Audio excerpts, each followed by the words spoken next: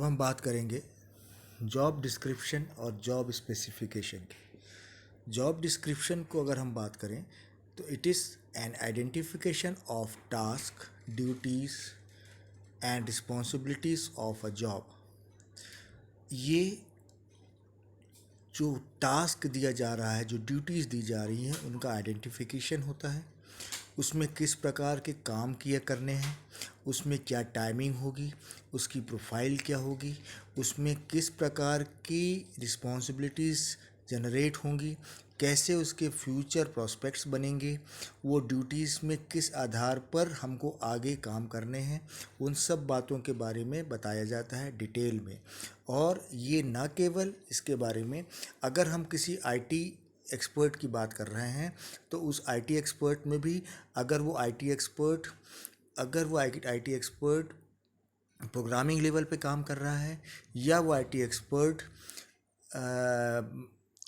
Developing level पे काम कर रहा है या वो आईटी एक्सपर्ट ऑपरेशन लेवल पे काम कर रहा है, इन सब चीज़ों के आधार पर इस जॉब डिस्क्रिप्शन किया जाता है। फॉर एग्जांपल, अगर वो आईटी एक्सपर्ट जो है वो प्रोग्रामिंग के लेवल पे काम कर रहा है तो उसकी प्रोग्रामिंग किस आधार पर की जा रही है, उसका कौन से लैंग्वेज पे काम करना है, अगर वो उसका बैक एंड लेवल पे काम हो रहा है कि फोर एंड लेवल पे काम हो रहा है, फ्रंट एंड लेवल पे काम हो रहा है, इसके बारे में बात करना। उसमें कौन सा सॉफ्टवेयर यूज़ में लाना, उस सॉफ्टवेयर में किस प्रकार के काम करना, उसमें कैसे उसका एग्जीक्यूशन लेवल पे काम होगा, इन सब बातों को ध्यान में रख के जॉब डिस्क्रिप्शन किया जाता है। उसके आधार पर उसका एक पूरा स्केड्यूल बनता है और ड्यूटीज़ असाइन होती हैं और जो रिस्पॉन्सिबिलिटीज़ होती हैं वो डिज़ाइन की जाती हैं, जिससे कि वो पूरा का पूरा प्रोसेस उस व्यक्ति को प्रोग्रामिंग लेवल पे काम करने में मदद मिले।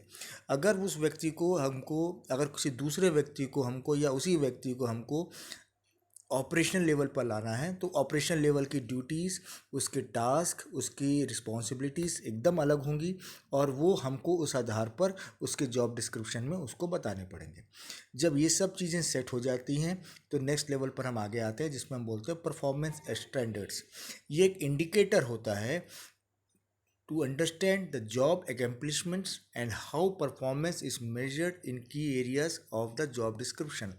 इसमें बहुत ध्यान रखना पड़ता है कि जो हमने स्टैंडर्ड्स, जो मापदंड हमने फिक्स कर रखे हैं, जो पैरामीटर्स हमने फिक्स कर रखे हैं, वो पैरामीटर्स सिस्टमेटिकली फॉलो हो रहे हैं कि नहीं हो रहे हैं, और उस पैरामीटर्स के आधार पर वो जॉब डिस्क्रिप्शन जो हमने बताया है वो पर्टिकुलर की एरियाज़ में जो हॉट स्पॉट्स हैं उस लेवल पर वो आगे बढ़ रहे हैं कि नहीं बढ़ रहे हैं, उनको ध्यान में रखते हुए वो काम किए जाते हैं। और उन पर्टिकुलर स्पॉट्स पे हमको ये ध्यान रखना पड़ता है कि जो इंडिकेटर्स हैं वो सिस्टमेटिकली उसमें एप्लीकेबल हैं कि नहीं, और वो एप्लीकेबल हैं तो किस स्तर पर अप्लाई हो रहे हैं, और उसको हम सिस्टमेटिक के तरीके से उसको समझें और उसको हम एग्जीक्यूट लेवल पर ला सकें। इसके लिए ज़रूरी होता है कि हम जो काम कर रहे हैं उसमें जो स्टैंडर्डाइजेशंस हैं, जो एक वैलिडेशन है, वो पर्टिकुलरली बना रहे और उसके आधार पर काम हो। जिस स्तर पर, फॉर एग्जांपल, अगर हमको किसी स्तर पर आईटी लेवल पे काम करना है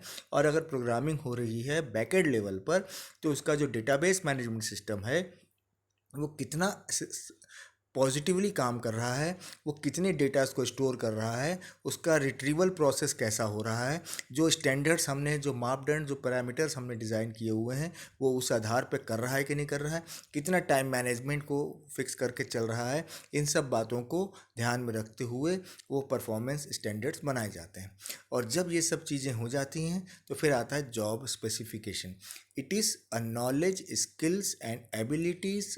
of an individual to need the perform and to perform the job satisfactorily। मतलब ये सब चीज़ें ध्यान में रखी जाती हैं, तब उस व्यक्ति को हम ध्यान में रख के इस जॉब स्पेसिफिकेशन किया जाता है कि उसका नॉलेज, उसमें जो स्किल्स हैं, वो उसकी जो एबिलिटीज़ हैं, उसको ध्यान में रखते हुए उस इंडिविजुअल को हम एक पर्टिकुलर टास्क परफॉर्म करने के लिए देते हैं, जिससे कि वो अपने काम को बहुत satisfactorily within the time frame, within the schedule वो उसको फुलफ़िल कर सके और अकॉर्डिंगली जो नीड है, जो हमारी ऑर्गेनाइजेशन की नीड है, उसको वो भरपूर तरीके से फॉलो कर सके और वो अकॉर्डिंगली उसको आगे बढ़ा सके। इसके आगे हम पढ़ेंगे जॉब डिस्क्रिप्शन कंपोनेंट्स, ये कंपोनेंट्स क्या होते हैं? ये कंपोनेंट्स वो होते हैं जिन पे हम आइडेंटिफिकेशन करते हैं। Identification of what? Identification of job title, कि वो जो टाइटल दिया जा रहा है, जिस काम को करना है, वो किस प्रकार का काम है, कैसा टाइटल का काम है और उसको कैसे करना है। उसकी जो रिपोर्टिंग रिलेशनशिप्स हैं, वो किसको रिपोर्ट करेंगे, वो किस लेवल पर रिपोर्टिंग होगी, वो किस आधार पर रिपोर्टिंग होगी, किस समय पर रिपोर्टिंग होगी, वो काम किया जाएगा। कौन से डिपार्टमेंट्स में वो काम हो रहा है, वो डिपार्टमेंट का जो इंटर डिपार्टमेंटल रिलेशनशिप्स हैं और जो इंट्रा डिपार्टमेंटल रिलेशनशिप्स हैं, वो कैसे काम हो रहे हैं, किस लोकेलिटी में काम किया जा रहा है, और जो एनालिसिस हो रही है वो किस लेवल पर होगी, किस चरणबद्ध तरीके से होगी। इन सब को हमको आइडेंटिफाई करना बहुत ज़रूरी होता है और एक बहुत इंपॉर्टेंट कंपोनेंट होता है जॉब डिस्क्रिप्शन का। इससे आगे बढ़ते हैं, जब हम इसेंशियल फंक्शंस एंड ड्यूटीज़ पे आते हैं, उसमें हम मेजर टास्क, माइनर टास्क, उनकी रिस्पॉन्सिबिलिटीज़, उनकी ड्यूटीज़, उनका जो असाइनमेंट्स होता है, उसको एक सिस्टमेटिक तरीके से फिक्स कर देते हैं। उस स्केड्यूल को हमको उनको बताना पड़ता है और उस स्केड्यूल के आधार पर ही वो पर्टिकुलरली वो व्यक्ति फिक्स होता है, वो फ्रीज होता है उस पर्टिकुलर जॉब के लिए और उसको वो काम करने के लिए असाइन किया जाता है। और उसके आधार पर जॉब स्पेसिफिकेशंस लाया जाता है कि वो उस व्यक्ति का जो नॉलेज है, जो उसकी एबिलिटीज़ हैं, जो उसका एजुकेशन है, उसका जो प्रीवियस एक्सपीरियंस है और उसकी जो मेंटल एंड फिजिकल रिक्वायरमेंट्स हैं, वो किस आधार पर हमारा ये जॉब की जो प्रोफाइल है वो फुलफ़िल कर रही है। तो ये सब चीज़ों को ध्यान में रखते हुए ही वो फाइनली जॉब डिस्क्रिप्शन किया जाता है और वो जॉब इस लेवल पर होना चाहिए कि वो अल्टीमेटली वो हमारी जो हमारी नीड है, जो हमारी ह्यूमन रिसोर्स प्लानिंग की जो ऑब्जेक्टिव्स है, उसको वो पूरी तरह से फुलफ़िल कर सके, ताकि जब हम रिज़ल्ट पे जब बात करें तो रिज़ल्ट हमारा पॉजिटिव आए। और इसके आधार पर जॉब डिस्क्रिप्शन और जॉब स्पेसिफिकेशन को बहुत सिस्टमेटिकली तरीके से किया जाता है। जो जॉब डिस्क्रिप्शन होता है उसमें हमको बहुत ध्यान रखना पड़ता है कि हमारे अलाइनमेंट्स हैं या हमारे कोऑर्डिनेशंस हैं या हमारे कोऑर्डिनेटिंग पार्टनर्स काम कर रहे हैं या हमारे कोई कोलाब्रेशंस हैं या टाई अप्स हैं, तो उनके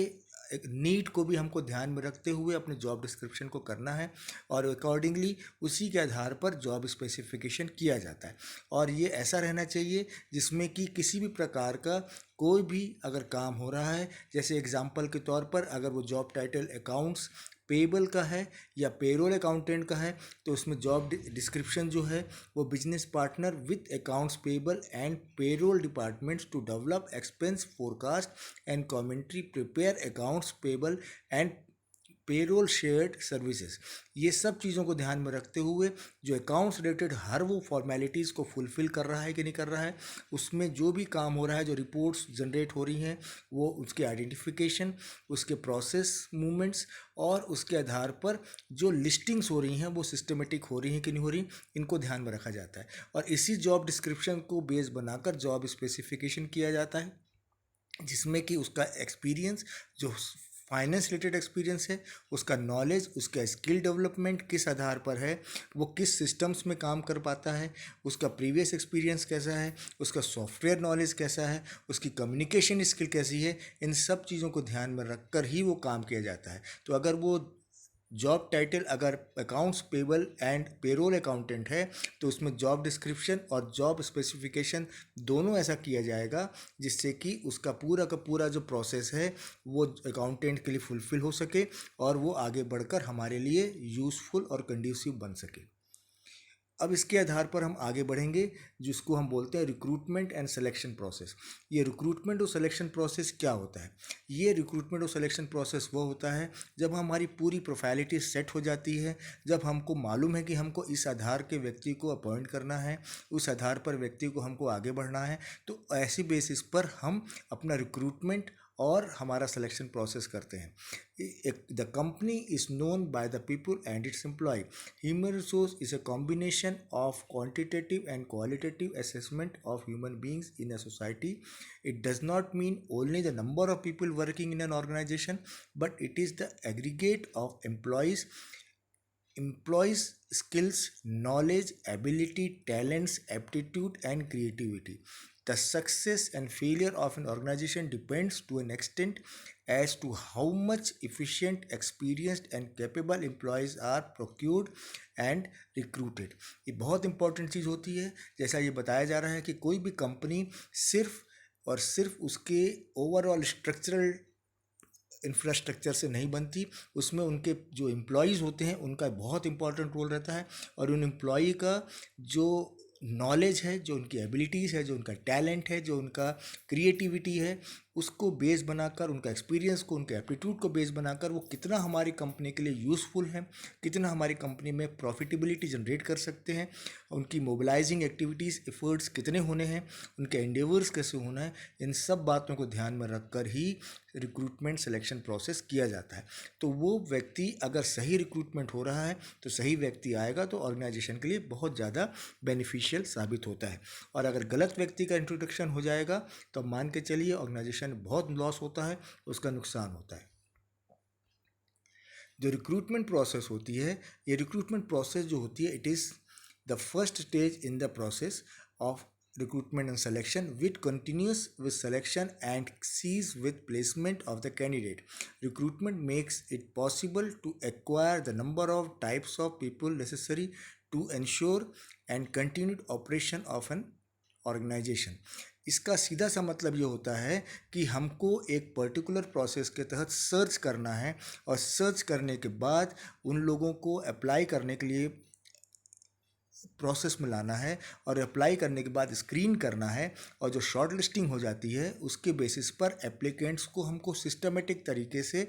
एक प्रोसेस के तहत हमको अपॉइंटमेंट करना है। और उस अपॉइंटमेंट में जो रिक्रूटमेंट प्रोसेस हो रहा है उसमें हमको ये देखना है कि वो व्यक्ति हमारी